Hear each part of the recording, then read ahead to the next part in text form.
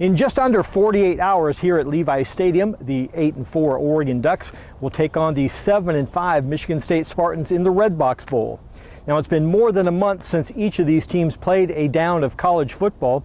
For the Ducks, 38 days ago, they played Oregon State when they beat the Beavers 55-15. For the Spartans, they beat Rutgers 37 days ago, 14-10. And having so much time to scout each other, the head coaches talked about the matchup.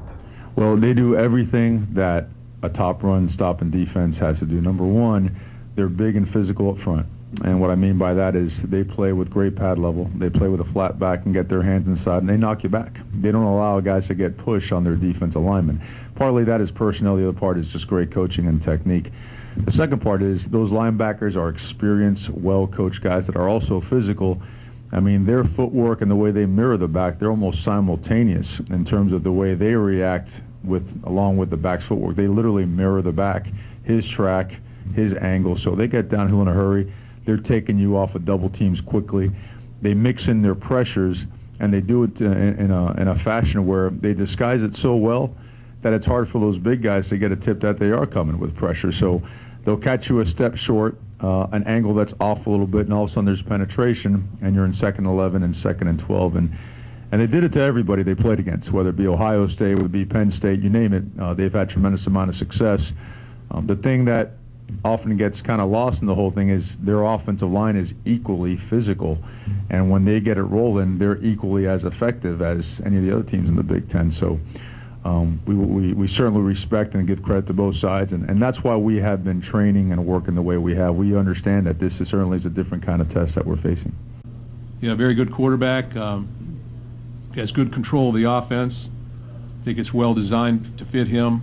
Excellent receivers. You know, Mitchell is a go-to guy for him, but he uses his tight ends, his backs. You know, there are other wide receivers as well. You know, they've got a great running game to complement that. I think they want to run the football, and they're going to keep you off balance, and we're going to see some new things in the game that we haven't practiced for. So, but I think he's a dynamic player. He's got a strong arm. He can get out of trouble. He's a willing runner, and what you really see is when he has incomplete passes, a lot of them are on the money. They're either well contested by the defender or they're bottled a little bit, but they're on the money. So he's an excellent football player. Now, while many thought Herbert would make the jump to the NFL, several of his teammates have yet to make their decision. Wide receiver Dylan Mitchell and linebacker Troy Dye. Dye saying this week that he'll make that decision after the bowl game. As for offensive lineman Shane Lemieux, he made his decision yesterday in the press conference, saying he wanted to return to play his senior season at Oregon. Yeah, you know, I think I just came back to when Coach Cristobal first got here, and really just how much we've gained a relationship with each other. He's almost, you know, he's like a best friend to me. And really just this year has talked a lot about laying the foundation of where we want our program to go. And, you know, I want to come back in 10 years and so when we're winning national championships every year and we turn into this dynasty like Alabama or these other schools and really say, you know, like we started that. So I think a lot of these seniors right here are going to look back and say that, look back at the foundation that we started. And I think, you know, we owe a lot to our fans, a lot to Coach Cristobal with these redshirt juniors staying back and Justin Stans. You know, that changes a lot. So, yeah. Now, if you remember from last season, running back Royce Freeman made the decision not to play in the Las Vegas Bowl to prepare for the NFL draft. Fast forward to this year, a couple of Oregon players have decided to play. Defensive end Jalen Jelks and safety Ugo Amadi, both saying they wanted to play this final game in an Oregon uniform to be on the field with their teammates.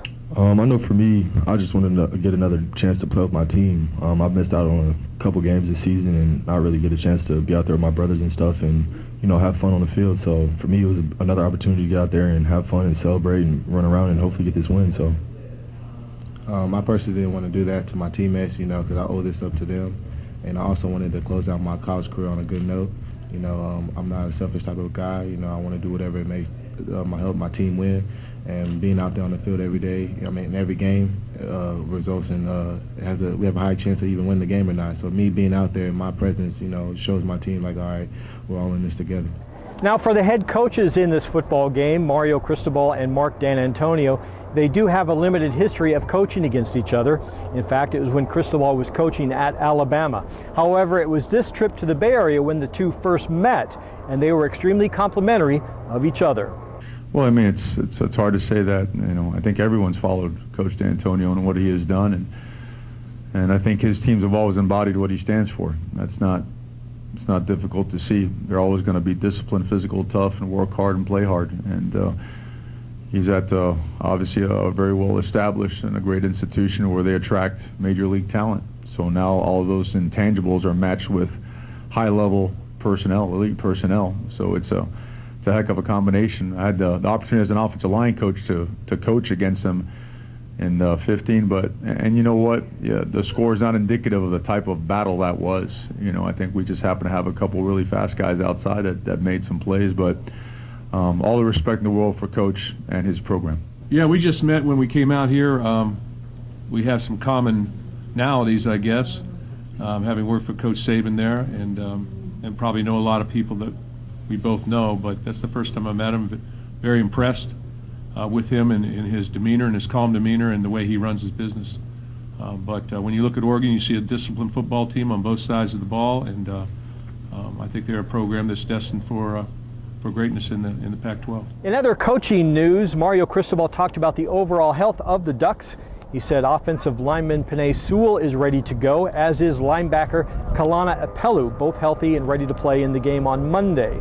And if you didn't know by now, this is the hub of the college football universe, Levi Stadium. The College Football National Championship will be played here on Monday, January 7th. So, in 2 days, the Redbox Bowl right here at Levi Stadium. The Oregon Ducks taking on Michigan State.